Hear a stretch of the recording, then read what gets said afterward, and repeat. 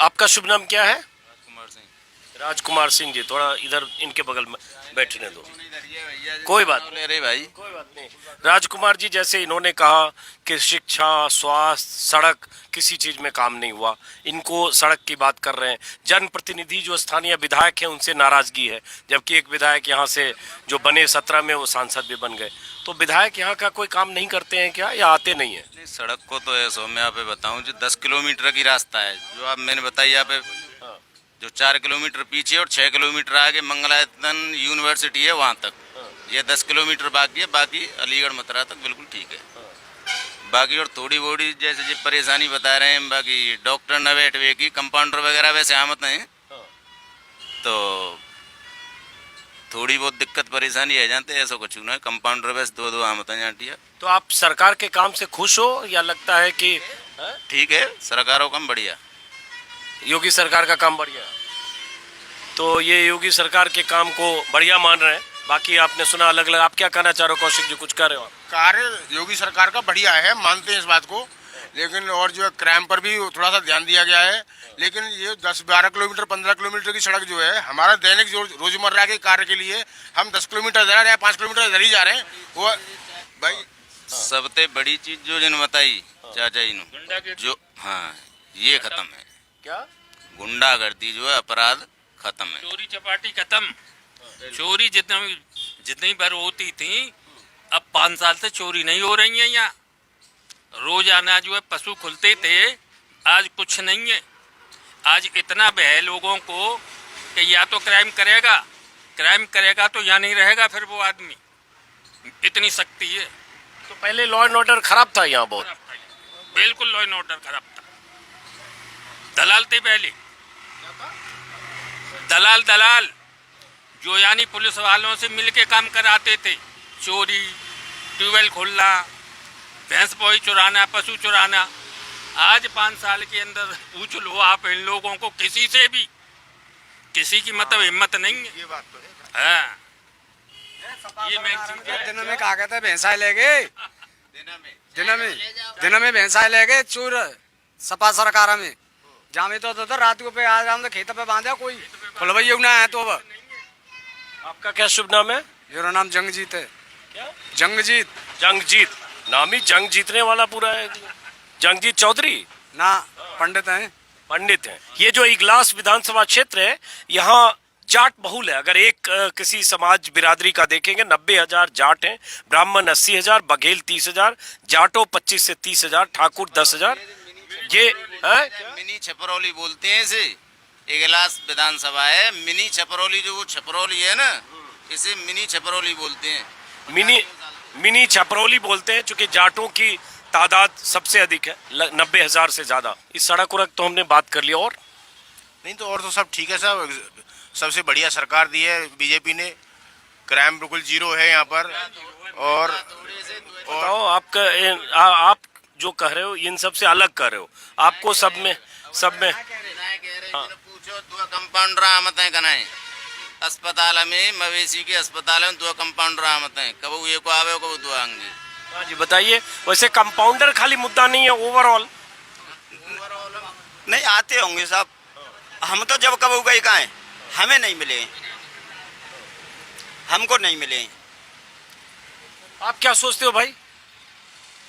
ये जो कह रहे हैं, सबसे पहले तो समस्या है उसकी बिजली की। जो बिल है मतलब जो गलत आ रहा है, मतलब जो हंसते भी ज़्यादा आ रहा है। और दूसरी समस्या गाय बाजारों की है। और एक समस्या और है, सबसे बड़ी समस्या भाई साहब मैं बताऊंगा। सबसे बड़ी समस्या है, थोड़ा आगे आ जाओ। हाँ। यहाँ रोजगार में दिक्कत आती है आदमी को, क्योंकि यहाँ लेन नहीं है। अलीगढ़ से मथुरा रोजगार जाने वाले आदमी के लिए कोई सुविधा नहीं है सर। और पूछ लो भाई साहब को, गलत करो मैं तो। उधर है लेकिन इधर कोई सुविधा नहीं है। रोजा जो भी आदमी जाता है, मतलब उसको दूना किराया देना पड़ता है इधर से कम 50 रुपये। और ट्रेन की सुविधा होगी तो आदमी 10-20 रुपये पहुंच जाएगा इधर से। चलो, ये तो बहुत लोगों ने इसके बारे में। आपका क्या शुभ नाम है? भूपेंद्र चौधरी। क्या? भूपेंद्र चौधरी। भूपेंद्र चौधरी जी, तो आप क्या सोचते हो? विकास, सरकार, योगी, मोदी, चुनाव होना है तो कौन अच्छा, किसकी सरकार चाहते हो, क्या मन में है? तो सरकार के लिए तो अदर सरकार को देखते हुए बीजेपी सबसे बेस्ट है, क्योंकि सबसे नंबर वन ये देश के बारे में सोचती है। दूसरी बात हिंदू मुस्लिम मुद्दा सबसे ज़्यादा, जो भी ऐसे मान लो अभी ओवैसी आए थे उन्होंने सिर्फ मुसलमानों को आगे बढ़ा के बताया, उन्होंने हिंदुओं की किसने बात नहीं की। ये कम से कम हिंदू की बात तो करती है। दूसरी बात विकास की बात रही तो विकास अदर सरकार की अपेक्षा काफ़ी बेटर है। बाकी जो छोटी मोटी कमियां तो हर किसी सरकार में होती हैं। तो आपके हिसाब से हिंदुत्व की बात करना मुख्य मुद्दा है? नहीं, मुख्य मुद्दा हिंदुत्व की बात करना नहीं है, मुख्य मुद्दा ये है कि देश की बात करना। देश का क्या मतलब? मतलब ये है कि देश के अगर आज ये बीजेपी सरकार नहीं होती तो जो आज चीन वहाँ बैठा है ना, डोकलाम में जहाँ बैठा है, वो वहाँ न होकर अंदर होता भारत के अंदर।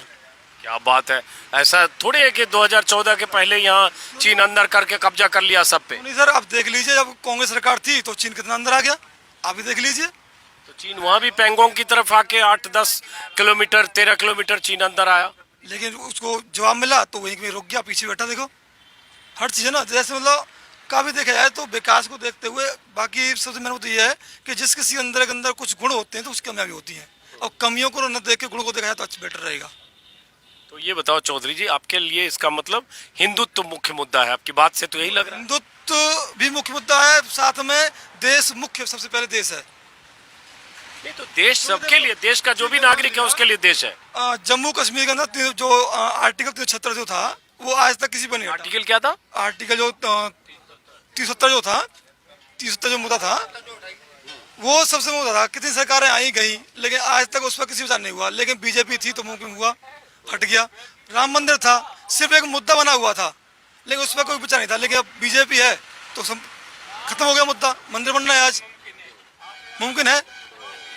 तो मैंने ये है कि जो हिंदुत्व के लिए कुछ करे, सोचे, देश के लिए सोचे, वो सबसे बेस्ट है। लेकिन ये देश के लिए सोचे में जो महंगाई है, बेरोजगारी है, डीजल से लेकर तेल तक सब महंगा है, ये सब कोई मैटर नहीं करता। महंगाई है, बात मान लीजिए, महंगाई बढ़ गई वो है गई, लेकिन ये है कि महंगाई कम तो हो नहीं सकती। हर सरकार कोई भी आई हो, किसी में कम हुआ तो बता दूंगा सर आप, जो होगी उसको बड़ी होगी, कम तो ही नहीं किसी में।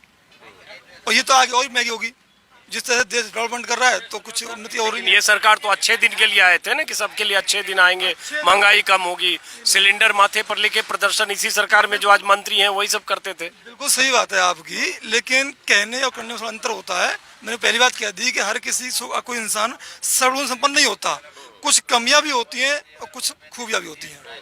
आप क्या कहते हो, आपका क्या शुभ नाम है? मेरा नाम जयम चौधरी है। बताओ चौधरी जी। मैं यहीं का रहने वाला हूँ। ये भाई साहब ने बताया कि पुरानी जो हमारी जो हैं बातें कुछ, उनको देखना नहीं, नज़रअंदाज नहीं करना चाहिए। ये रोड है हमारा यहाँ पे जो कि अलीगढ़ मथुरा को जोड़ता हुआ, इसमें एक एक हाथ के गड्ढे हैं। अगर इससे पहली सरकार थी उसने रिपेयर कराया, हम ये नहीं कह रहे पूरा बनाया, रिपेयर तो कराया।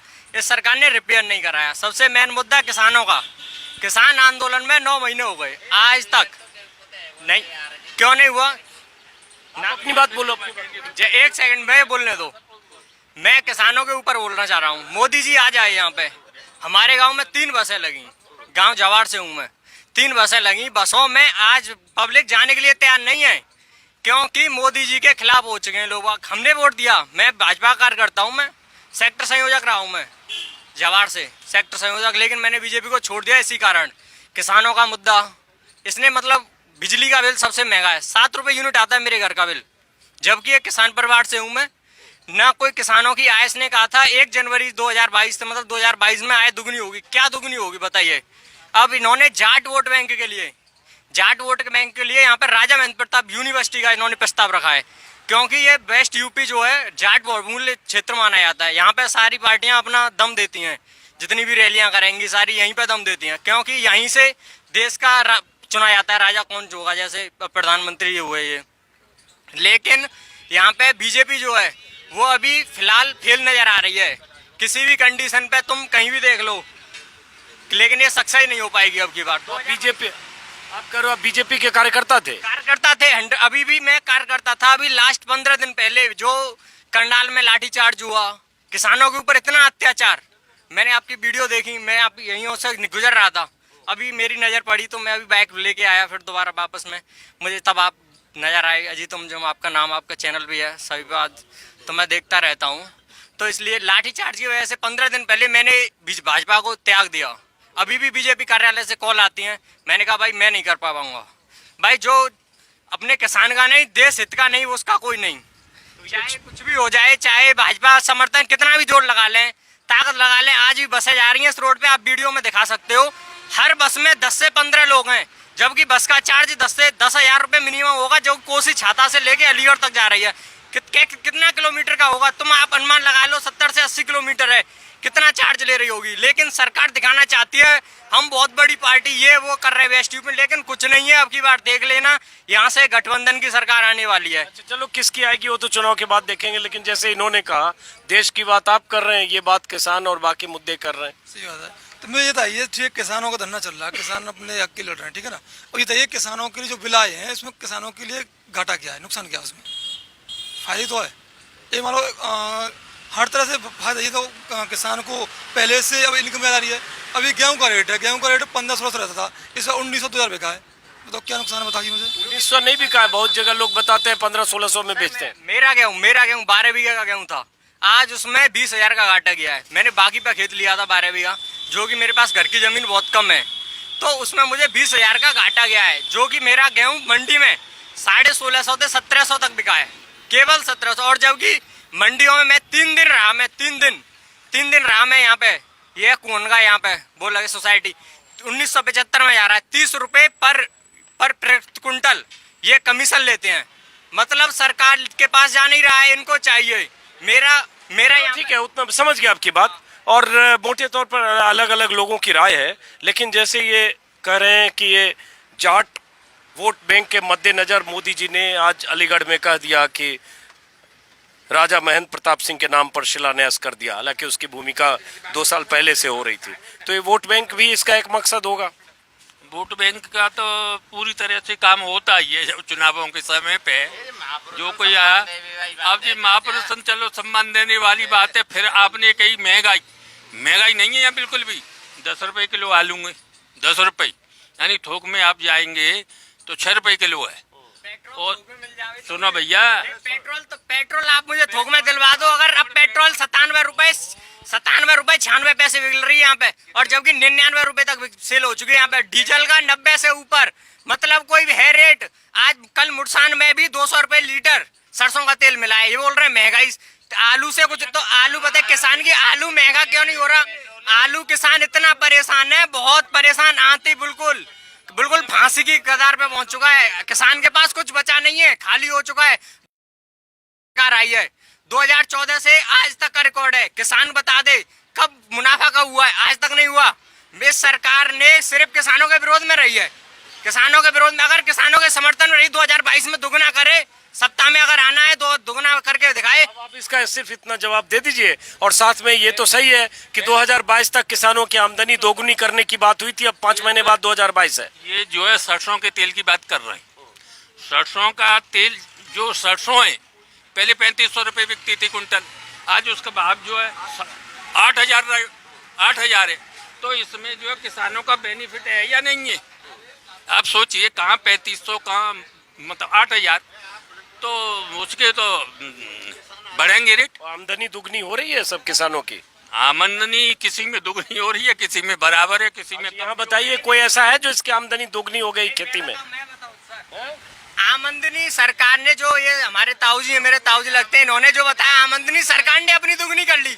7 रुपए यूनिट, बताइए कोई कमाल की बात है। 7 रुपए यूनिट, 100 रुपए लीटर पेट्रोल, क्यों यूनिट आमत है यार, तू अल्लाह कर रहा है। इससे ऊपर यूनिट बनाइए, 7 रुपए यूनिट लगेगा आपके घर में। अगर आपकी 99 यूनिट है तो 3 रुपए 35 पैसे लगेगा। हाँ, किलोमीटर लग रहा है। 101 यूनिट बनाइए तुम अपने घर, और 7 रुपए यूनिट का देना पड़ेगा आपको। अच्छा चलिए, छोड़िए बिजली की, 1 मिनट खत्म करते हैं हम इसको। चलिए ठीक है। बिजली की कीमत को लेकर लोगों में आक्रोश है, और अलग अलग जगह बहुत सारे लोगों की राय होती है कि बिजली की दरें यूपी में बहुत ज़्यादा है। फिलहाल अब इस वीडियो को ख़त्म करते हैं दोस्तों। चाय की दुकान है, पैसे दे दिए ना? आपको पैसे मिल गए कि नहीं? पैसे दिए कि नहीं? नहीं, ये रख लो आप, ये नहीं आप रख लो। मेरी तरफ से एक चाय आप पी लेना। आप बड़े हो, मेरी तरफ से एक चाय पी लेना। आप मेरी तरफ से एक चाय पी लेना। और जिस सड़क का जिक्र इन्होंने कहा और मैंने किया, ये सड़क हालांकि यहाँ गड्ढे कम है, लेकिन मैं लगभग 15 किलोमीटर 12 किलोमीटर पीछे से आ रहा हूँ और सड़क पर ज़बरदस्त गड्ढे हैं, मतलब गड्ढे ऐसे कि एक एक फीट के गड्ढे हैं। फिलहाल अलीगढ़ की तरफ चल रहे हैं, उसके बाद आगरा और लगातार यूपी के अलग अलग इलाकों में जो कुछ मैं देखूंगा, दिखाऊंगा, जनता की राय, उनका जो भी विचार है, सरकार कैसी चाहिए, किसकी चाहिए, क्यों चाहिए, वो मैं लगातार आपको बताता दिखाता रहता हूँ। फिलहाल इस वीडियो को खत्म करते हैं, फिर मुलाकात होगी किसी और वीडियो में। नमस्कार।